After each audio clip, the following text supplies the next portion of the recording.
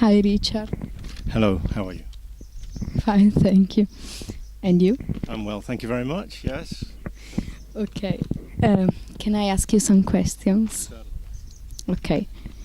Uh, why did you build this place? Well, this garden wasn't built by me specifically, but I was a volunteer way back about 10 years ago.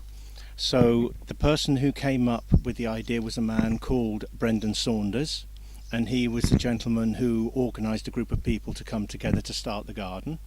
And then over the last 10 years there have been various community groups and various government schemes that have come in and helped landscape the garden, and I've just been doing a little bit of landscaping with these paths here and putting new gravel down since I've been here, but primarily I'm here to help grow crops for the community cafe.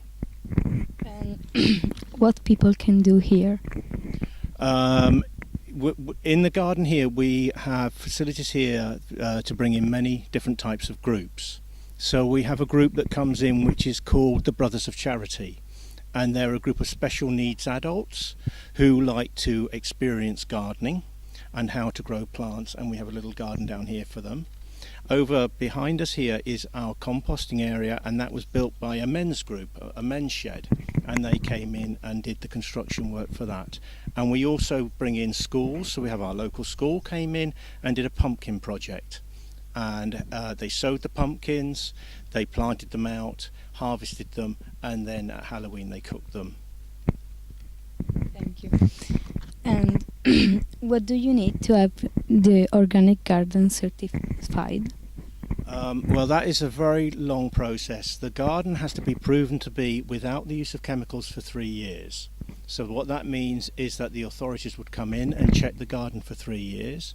When they're satisfied that we've not had any chemicals or used any chemicals for that amount of time, then we get our certification. But then we'll be checked every year to make sure that we're keeping to what we should be doing and not using any form of chemicals in the garden. Now that's very difficult to do because we have a community composting area over there, and what can happen sometimes is people can bring stuff in that isn't strictly organic, and because of that at the moment we can't go for certification because we can't guarantee that there's not stuff coming into the garden that shouldn't be there. Generally speaking there isn't, but occasionally something might slip through. Do you sell organic products in supermarkets? No, we don't do that, but we do have a market every Friday, and during the summer we sell stuff on the market. And do people buy them? Yes, we find that very often we sell more stuff with people coming and asking us would we harvest something for them. So we'll get someone popping into the garden, they'll say how wonderful the garden is, and would we be able to sell them some lettuces or some cabbages, for instance, or some beetroot or potatoes, and we can harvest it for them while they're waiting. Do you recycle in your house? I do, yes. I do a lot of recycling in my house at home. So I have a bag which I throw all the recycling material into, and then once a week I break that down into bottles and plastics and cardboard and so forth. Is it common to do it here in Ireland? It's becoming more popular. In fact, behind us right down here, and you can see it from the top of the gardening, is a recycling centre, and it becomes very, very busy.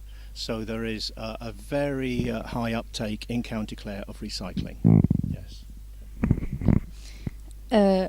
What people do for the environment here? There is a very big environmental movement around here.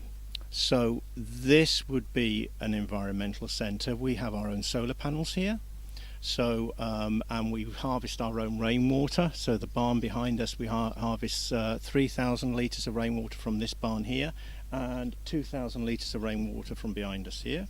Seed Savers down the road are environmentally centred, and they do a lot of alternative technology systems and recycling and stuff like that as well.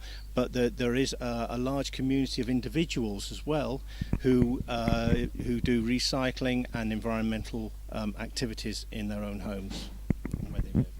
Okay, thank you very much.